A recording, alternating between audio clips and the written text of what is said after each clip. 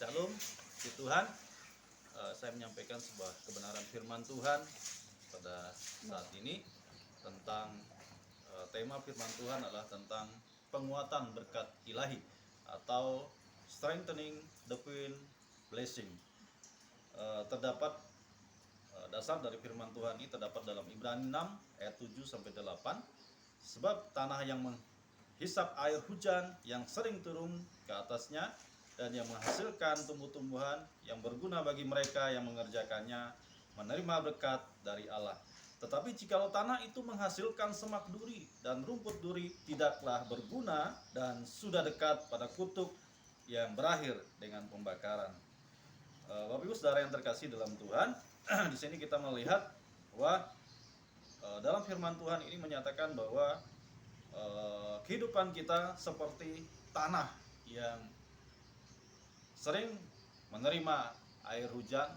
Tentunya tanah itu akan menghasilkan tumbuh-tumbuhan yang subur, tumbuh-tumbuhan yang tentunya daunnya hijau dan tentunya buahnya lebat dan tentunya menghasilkan sesuatu yang baik bagi tumbuh-tumbuhan itu.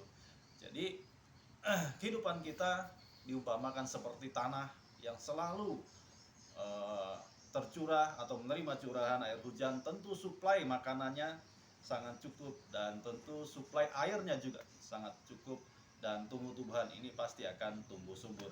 Nah, demikian kehidupan kita. Jika kita sering belajar tentang firman Tuhan, jika kita sering mencari Tuhan, dan jika kita bersama-sama dengan Tuhan, jika kita intim dan bergaul dengan Tuhan, saya percaya kita juga seperti tanaman yang sering menerima air hujan. Kita akan tumbuh, kita akan semakin tumbuh dan semakin tumbuh di dalam Tuhan. Artinya kita akan semakin diberkati luar biasa di dalam Tuhan. Kita belajar dari satu tokoh Alkitab yang sangat luar biasa dari Abraham, Bapak Abraham. Kita melihat bagaimana Bapak Abraham ini salah satu tokoh Alkitab yang sangat luar biasa, terkenal, diberkati oleh Tuhan. Begitu luar biasa. Bukan hanya pribadi Bapak Abraham, tetapi lewat Bapak Abraham seluruh bangsa di dunia, seluruh manusia di dunia diberkati. Tapi saudara yang terkasih dalam Tuhan, kita lihat di dalam Ibrani 6 ayat 14, janji Tuhan kepada Abraham, katanya sesungguhnya aku akan memberkati engkau melimpah-limpah dan akan membuat engkau sangat banyak. Itu janji Allah kepada Abraham. Tetapi untuk mendapatkan janji Allah yang luar biasa itu, Bapak Abraham perlu mengalami satu proses yang sangat luar biasa. Perlu mengalami pergumulan yang luar biasa dalam hidupnya.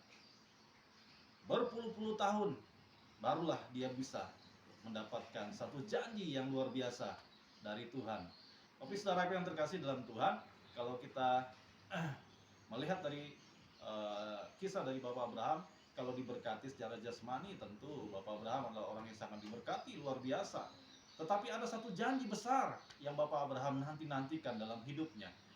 Dan untuk menantikan janji besar ini terjadi dan terrealisasi dalam kehidupannya, maka ada dua hal yang perlu kita pelajari dan ambil contoh dari Bapak Abraham. Yang pertama, kesabarannya. Bapak Abraham penuh dengan kesabaran. Dia menanti-nanti janji bahwa Allah berjanji kepada Bapak Abraham, Bapak saudara yang terkasih dalam Tuhan, bahwa Allah akan memberi seorang keturunan kepada dia atau memberi anak kepada dia. Tetapi sekian tahun, bahkan bukan hanya 1-2 tahun, tetapi berpuluh-puluh tahun Bapak Abraham menanti janji itu. Dalam usianya kurang lebih hampir menjelang 100 tahun, atau istrinya hampir menjelang 90-an tahun, barulah janji itu tergenapi dalam kehidupannya. Untuk mendapatkan janji yang besar ini, tapi saudara yang terkasih dalam Tuhan, Bapak Abraham perlu satu kesabaran yang sangat luar biasa. Di dalam Ibrani 6 ayat 15 berkata, Abraham menanti dengan sabar, dan dengan demikian ia memperoleh apa yang dijanjikan kepadanya.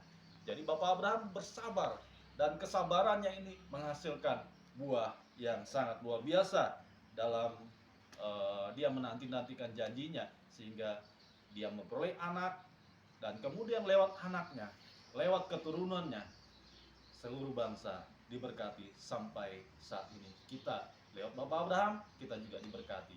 Tapi saudara yang terkasih dalam Tuhan, satu hal yang sangat luar biasa yang kita belajar dari Bapak Abraham. Jika kita ingin sukses, jika kita ingin berhasil dalam hidup kita perlu yang namanya kesabaran. Jika kita mengerjakan sesuatu pekerjaan dalam hidup kita, tidak mungkin kita akan mendapatkan pekerjaan itu secara instan atau hasilnya secara instan. Misalkan kita menanam singkong saja, Bapak Saudaraku, tidak mungkin ketika kita nanam singkong itu dan kemudian singkong itu satu hari kemudian kita sudah panen hasilnya. Tidak mungkin itu terjadi. Tetapi perlu proses. Kita menanti dengan sabar, kita merawat singkong itu sampai besar, sampai tumbuh, dan sampai waktunya kita memanen hasilnya dan kita menikmati hasilnya. Kemudian yang kedua yang kita pelajari dari Bapak Abraham adalah kesetiaan. Bapak Abraham selama menanti janji Allah tergenapi dalam hidupnya, dia setia di hadapan Allah. Dia tidak condongkan hatinya kepada hal-hal lain.